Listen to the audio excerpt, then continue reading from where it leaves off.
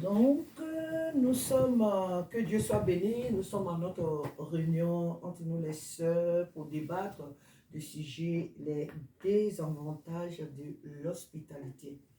Sachant que dans la vie chrétienne, la parole de Dieu nous dit dans le livre des Hébreux que nous devons être hospitaliers. Hospitaliers parce que la Bible dit que beaucoup ont reçu des personnes sans savoir même que c'était des anges, pour nous dire qu'il faut être hospitalier. Et tout à l'heure, j'en ai parlé avec la sœur Marie pour dire que quand la Bible nous dit que beaucoup ont reçu des anges sans le savoir, et il n'était pas forcément question des anges venant du ciel, mais des bonnes personnes qui ont impacté leur vie de manière positive. Des gens ont reçu des personnes qui ont marqué positivement leur vie. C'est-à-dire que tu as donné un verre d'eau à boire à quelqu'un, la personne part de chez toi, après, toute sa vie, elle t'est reconnaissante, ou bien peut-être c'est une très bonne personne qui est peut-être aisée, ben écoute, elle va t'aider, elle va te faire du bien en un mot. Et tout ce qui est bon pour attribuer, ben écoute, Dieu est attribué à Dieu, et on suppose que c'est angélique, tout ce qui vient de Dieu. Voilà. Tout ce qui est bon, et écoute, on l'attribue forcément à Dieu. Voilà. Mais de l'autre côté aussi, au même moment où, lorsque nous hébergeons des gens, nous recevons, on ne peut s'imaginer, on ne peut pas savoir réellement l'identité des personnes que nous recevons. Donc, si nous pouvons recevoir des anges sans le savoir aussi, c'est fort possible qu'on reçoive aussi des démons. C'est fort possible aussi qu'on reçoive des démons sans le savoir. Les démons, pas en tant que des représentants de Satan, mais des mauvaises personnes, même des sorcières. Ah ben, les sorcières, ce sont des représentants de Satan. Voilà. Donc on peut recevoir des personnes, mais vraiment méchantes. Voilà. Donc dans l'hospitalité, il y a des avantages et des désavantages. Et donc, la dernière fois, comme je l'ai dit tout à l'heure, nous avons parlé la dernière fois dans notre émission précédente, nous avons parlé des désavantages, des avantages plutôt de l'hospitalité. Aujourd'hui, nous parlons vraiment des désavantages. Ce qui veut dire qu'il ne faut pas héberger les gens n'importe comment. Parce que la Bible, elle est à double tranchant. Au même moment où elle nous dit d'héberger, au même moment elle nous dit de faire attention à l'hébergement. Voilà, elle nous dit de faire attention. Donc, comme je disais aussi, tout à l'heure, on parlait, Marie-Christine et moi, tout à l'heure, on en parlait, et puis elle a donné un exemple d'un couple qui... Tu peux répéter ce que tu as dit tout à l'heure? Je dirais c'est par rapport à ce qui s'est passé en Ukraine. Donc, il y a un couple qui ont hébergé une jeune Ukrainienne. Et après 10 ans de mariage, donc le monsieur il est tombé amoureux en 10 jours de l'Ukrainienne. Et après, il a quitté sa femme pour elle. Et après, la femme, elle a eu des soucis par rapport à la vie. Et le monsieur, il a perdu son travail. Il avait une entreprise, il avait tout perdu. Ah, le monsieur, il a tout perdu. Oui. Il a tout perdu parce que, écoutez, ils ont voulu bien faire parce qu'avec la guerre en Ukraine, lorsqu'ils se sont rués sur l'Europe, et beaucoup de familles les ont hébergées. Et donc, ces personnes ont voulu faire du bien. Bon, et malheureusement, voilà ce qui s'est passé. Le monsieur est tombé amoureux de la jeune Ukrainienne. Et puis bon, ça c'est devenu ce que j'ai entendu dire. Donc, pour dire que dans la vie, qu'on soit chrétien ou païen, parce qu'il n'y a pas que des chrétiens qui reçoivent. Hein. Il y a des païens aussi qui sont beaucoup hospitaliers aussi. Ils font du bien. Il n'y a pas que des chrétiens qui sont hospitaliers. Donc, qu'on soit chrétien ou non, il faut vraiment avoir le discernement. Donc, parlons de la Bible ici. La dernière fois, on n'a pas vraiment lu tous les textes, sinon on va faire des heures et des heures. Donc, au moins, je vais donner que les versets. Je vais donner les références pour les personnes aussi qui nous regardent, qui vont suivre aussi nos vidéos. Je donne que les références et puis nous, on va résumer l'histoire. Je vais résumer l'histoire, mais je ne vais pas vraiment lire tous les textes qui sont des références ici. Donc, déjà, les filles, je vous souhaite la bienvenue. Que Dieu nous bénisse, que le Seigneur nous soutienne, qu'il nous aide vraiment à aller de l'avant. Il y a tellement de thèmes qu'on va traiter certainement encore, peut-être en décembre ou l'année 2024, parce que Steph a envoyé vraiment des thèmes là, c'est seulement ouf quoi. C'est tellement c'est vraiment des thèmes qui sont beaucoup, très, très parleurs. Voilà. Donc, on verra ça ensemble aussi plus tard. Voilà. Donc, dans un premier temps ici, dans la Bible, on va parler de Agar, de Sarah et Agar. On va parler de Agar, de son histoire, parce que de Sarah qui a accepté que Agar soit la maîtresse, on va dire comme ça, de son mari. Pourquoi? Parce qu'elle elle était stérile. Donc, ils ont accepté Agar chez eux. Elle leur a été imposée, c'est vrai, par Pharaon, mais ils avaient aussi le choix, elle et Abraham. Donc, ils ont accepté que Agar soit avec eux. Et Sarah, sachant que, connaissant son histoire de stérilité, elle accepte que Agar soit la maîtresse de son mari pour pouvoir avoir un enfant. Et à la suite de sa générosité, qu'est-ce que Agar a fait? Elle a été très méchante avec Sarah. Elle a été très méchante avec Sarah et après, ben, Sarah a été obligée de la chasser loin de sa maison. Pour dire que si Sarah avait écouté Dieu, parce que Dieu ne leur avait pas dit que Abraham devait épouser notre femme. Donc si elle avait écouté Dieu, je pense qu'elle n'allait pas prendre la résolution qu'elle a prise. Donc elle n'a pas écouté Dieu, elle a accepté une étrangère dans sa maison. Et voici les problèmes que ça a engendré. Et les enfants de Agar, Ismaël et Isaac, qui est l'enfant de Sarah, il n'y a jamais eu d'attente jusqu'à aujourd'hui.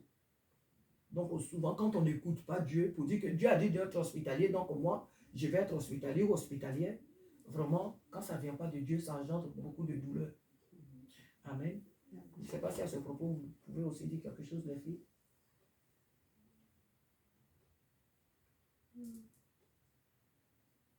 C'est toujours le même temps, mais on va tourner autour. Hein. Les désavantages, il ne faut pas faire les choses sans avoir averti Dieu, sans avoir, je ne dirais même pas averti, mais sans avoir, comment on peut dire ça? Sans avoir impliqué Dieu, sans connaître vraiment la décision de Dieu. Parce que héberger quelqu'un, c'est une alliance quelque part, parce que tu l'as fait rentrer chez toi. Chez toi, c'est dans ton intimité. C'est ton intimité. Donc, à partir du moment où tu ouvres la porte de chez toi pour donner même un seul verre d'eau à quelqu'un, tu es entré en alliance avec cette personne. Donc, c'est vraiment des choses pour lesquelles il faut d'abord consulter Dieu. Il y a des personnes qui sont des passages. Hein. On ne peut pas dire à quelqu'un d'autre, je n'ai pas prié, je ne lui donne pas à boire. Il y a des personnes qui sont des passages. Elle est là, elle est devant ta porte. Madame, s'il vous plaît, est-ce que j'ai soif? Est-ce que vous pouvez me donner à boire? Il faut donner. Même si c'est un démon là. Mais à partir du moment qu'elle s'est présentée sous une forme humaine, mais écoute, tu donnes de l'eau. Voilà, Dieu te protégera, tu as fait. Mais faire rentrer quelqu'un dans ta maison, la faire asseoir, préparer, lui donner, ou même lui donner à dormir chez toi, ça, il faut vraiment réfléchir 2 fois. Il faut réfléchir 2 fois vraiment pour le faire. Donc, on a l'exemple de Sarah. Et on a aussi l'exemple de... On a aussi l'exemple de choses comme on appelle des enfants, des filles de Jéthro. Donc l'exemple de Sarah, ici, nous voyons ça dans Genèse chapitre 21, à partir du verset 9 à 21. C'est là que nous voyons l'histoire de Sarah et Agar. On voit surtout l'attitude, ce n'est pas le seul chapitre, mais on voit surtout l'attitude de choses, comment on appelle, de Agar, de son fils qui se moque de Sarah, et ce que ça engendre après. Dans ce chapitre, on le voit. Ensuite, on a le livre des Exodes, chapitre 2, versets 16 à 18, où on voit la femme, celle qui va être plus tard la femme de Moïse, Séphora. Séphora et les bergers. On voit que ces bergers-là venaient souvent au puits, à ce puits-là, pour abreuver leur troupeau. Mais un jour, ils vont arriver, et puis, écoute, parce qu'on leur a cédé le puits, eh bien, un jour, ils vont arriver, et qu'est-ce qu'ils vont faire? Ils vont empêcher même les enfants de Jéthro, les filles de Jéthro, c'est-à-dire Séphora et ses sœurs, parce qu'elles étaient 7 filles, donc ils vont empêcher les filles, elles aussi, d'abreuver leur troupeau. Et c'est Moïse qui va venir les défendre. Bon, dans ce cadre ici, je ne dirais pas qu'elles n'ont pas consulté Dieu ou tout, mais pour dire tout simplement que deux fois, dans notre gentillesse extrême, les gens se jouent de nous. Ils veulent même devenir même maîtres même de nous. Une fois qu'on leur a ouvert les portes de notre vie, ces personnes veulent se rendre maîtres même de nous. Et moi, je connais bien des personnes qu'on a hébergées. Et même moi, je l'ai vécu. Tu héberges des personnes à cœur ouvert chez toi. Une fois qu'elles sont rentrées chez toi, elles veulent te commander. Elles veulent te donner des ordres. Tu as vécu ça? Elles veulent te donner même des ordres. Ces personnes veulent te commander. Tu mets ton verre là, elles vont l'enlever, elles le placent là. Tu prépares même la nourriture, elles trouvent que la nourriture que tu as préparée, c'est pas comme ça devait être comme ça. Donc, il y a vraiment des problèmes qui se passent quand on ne consulte pas Dieu et on apporte des étrangers ou des étrangères vraiment chez nous. Et bon, on a parlé de la femme particulièrement hein, parce que c'est la femme qui ouvre souvent les portes de la maison. C'est la femme qui accueille. Même si un homme est très hospitalier, mais à partir du moment où l'étranger trouve que la femme est toujours, elle a le visage fermé, elle a les choses, l'étranger va déjà mal se sentir. Il va très très mal se sentir.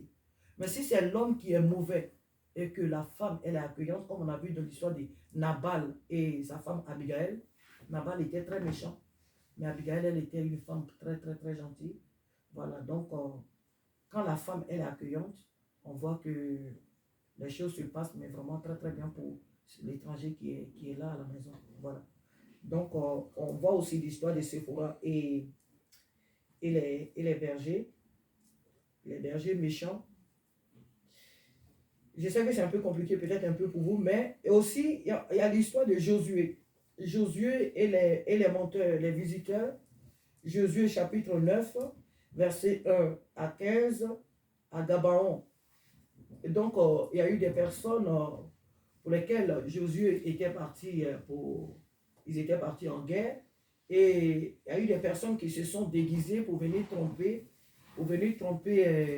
Josué sous prétexte que elles ont parcouru un long chemin. En un mot, pour résumer, elles avaient des problèmes et tout ça, elles ont été maltraitées. Donc Josué va avoir compassion de ces personnes-là et ils vont les accueillir au sein du peuple hébreu. Ils vont très bien les accueillir et tout. Mais plus tard, ils vont se rendre compte que ces personnes-là habitaient tout près, qu'elles n'avaient pas fait un long trajet, elles n'avaient pas été maltraitées, elles n'avaient pas de problèmes, mais tout simplement, elles se sont déguisées dans le but de pouvoir espionner ou, je peux dire comme ça, entre guillemets aussi, de faire du mal. Et quand Josué a su cela, et écoutez, il pouvait faire du mal à ces personnes, mais bon, il a refusé de le faire. Au contraire, il a pris ces personnes-là comme des esclaves. À cause de votre mensonge, désormais, vous devenez nos esclaves. Donc, pourquoi Josué n'a pas poussé un peu plus loin? Pourquoi il a accepté des personnes? Il a regardé leur apparence parce qu'elles étaient mal vêtues, elles n'avaient plus vraiment quelque chose à manger, elles étaient fatiguées, elles étaient ceci, cela. Mais il fallait se renseigner avant de les accepter. Il fallait se renseigner qui étaient ces personnes avant de les accepter. Josué n'avait pas pris soin de se renseigner sur l'identité de ces personnes. Il n'avait pas pris soin de se renseigner sur l'identité de ces personnes. Et voilà ce que ça a engendré. Voilà. Même si ces personnes sont devenues leurs esclaves plus tard, mais il faut dire qu'il faut toujours faire attention sur la question de l'hospitalité. Voilà. Il faut vraiment, vraiment faire attention. Ici, nous sommes toutes des femmes et c'est nous qui ouvrons les portes de nos maisons. Il faut beaucoup, beaucoup faire attention. Et à la fin de cette émission, nous verrons aussi ce que Jésus dit aussi à ce propos-là. Amen. Donc, je peux vous laisser la parole. Vous pouvez aussi, si vous avez des témoignages aussi à ce propos, si vous avez vécu des faits, si chez vos parents, ou bien dans votre entourage, si vous avez eu des échos de cela, vous pouvez aussi rendre le témoignage, c'est important. Parce que je sais qu'il y a, surtout ici en Europe, pour nous les Africains, tout le monde vit ses faits, hein, mais surtout nous les Africains, voyons que quand tu es ici, pour nous qui sommes déjà, on va dire comme ça, intégrés ici, on a souvent nos frères qui viennent d'arriver dans le pays. Et qu'est-ce qu'on fait? Tu vois que ton frère n'a pas un lieu où rester, il te demande, est-ce qu'il peut rester chez toi pour un temps? Tu l'acceptes. Tu l'acceptes, tu dis, mais écoute, nous sommes ici loin de chez nous, un frère il vient d'arriver ou une soeur n'a pas un lieu où rester, donc tu l'acceptes chez toi. Mais une fois que tu as accepté cette personne chez toi, alors là, je vous dis que Sur 100, on est 80, il y a 90% des Africains qui vivent des mauvaises expériences avec des personnes que nous hébergeons. 90 pour 90%. Je pourrais même dire 99%. Les personnes qu'on héberge là, nos frères venant de l'Afrique qu'on héberge, elles agissent mais vraiment très mal. La majorité agit mais vraiment très très mal à notre égard. Parce qu'elle arrive chez toi, elle voit, tu as maison, tu as tout, donc elle pense que c'est avec des claquements de doigts que tu as eu tout, et donc la personne, tout ce que tu as fait à la personne. Le fait même d'accepter la personne chez toi, c'est déjà un grand service que tu as rendu à la personne. Mais elle n'accepte pas deux fois. Elle arrive là chez toi, elle veut te commander, c'est elle qui veut te donner des ordres. D'autres viennent même briser même les foyers, comme le témoignage que tu viens de rendre. Beaucoup viennent briser aussi les foyers, si c'est une fille ou si c'est deux fois. Bon, les hommes, c'est un peu rare, mais les femmes, deux fois, elles viennent, elles brisent les couples de ces personnes-là qui les ont hébergées. Tout simplement parce que, écoute, on a été sous l'émotion. On a eu trop pitié. On a eu trop pitié, on a voulu être trop gentil, plus bon que Dieu. Et les conséquences ont été aussi dramatiques aussi, comme les Anglais qui ont hébergé cette Ukrainienne. Ça a été comme ça. Si vous avez des témoignages. Moi, je pense que ouais, c'est vrai qu'il faut quand même pas accueillir n'importe qui chez soi. Il ne faut pas laisser n'importe qui dormir chez soi. Après, je pense qu'il y a faut un équilibre.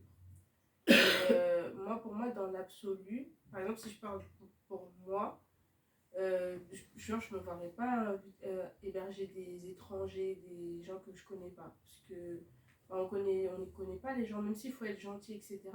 Quitte à ce que je paye un hôtel à la personne ou quelque chose comme ça.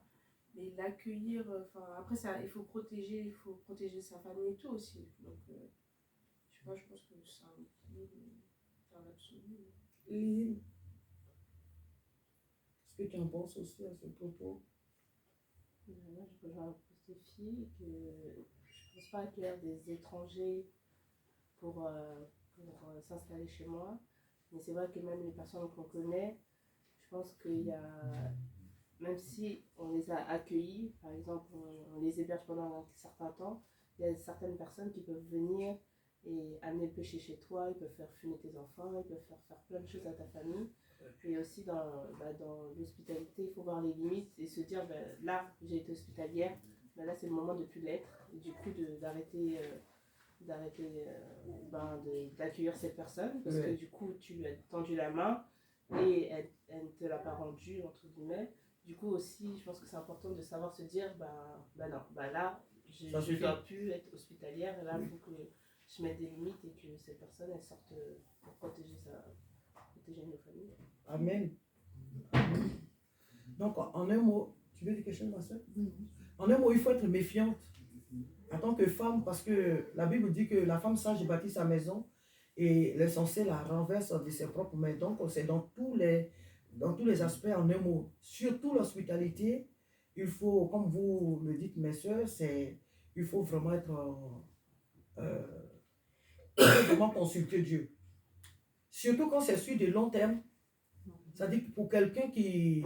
Moi, je pense que... Bon, que ce soit sur du court terme ou long terme, quelqu'un peut rentrer en une journée chez toi, te faire du mal. Hein? Quelqu'un peut rentrer en une journée ou même en quelques secondes, quelqu'un peut te... Si la personne veut te faire du mal, elle va le faire. Mais Dieu soit loué, nous sommes des enfants de Dieu. Donc, personne ne peut nous faire du mal. Mais nous sommes en train de dire qu'il y a des personnes qu'on héberge, mais vraiment hébergées, dans le sens d'hébergement. Il y a des personnes vraiment qu'on héberge dans nos maisons. On ne consulte pas Dieu. Peut-être la personne nous a fait part de son problème. Elle est au loin. Ah, ma soeur, est-ce que tu as une chambre chez toi? Ou bien est-ce que ceci, cela, est-ce que tu peux m'héberger pour un tel nombre de temps? Ça doit, toi en tant que femme, ça doit t'amener, toi, à prier déjà et demander à Dieu, Seigneur, est-ce que cette personne a vraiment besoin de cette aide dont elle me parle? Est-ce qu'elle en a vraiment besoin? Est-ce que c'est vraiment une bonne personne ou une mauvaise personne? Est-ce que c'est une personne qui veut vraiment rentrer dans ma maison dans le but de me faire du mal avec mes enfants ou semer du trouble dans mon couple? Ou bien est-ce que c'est une bonne personne? C'est vrai que personne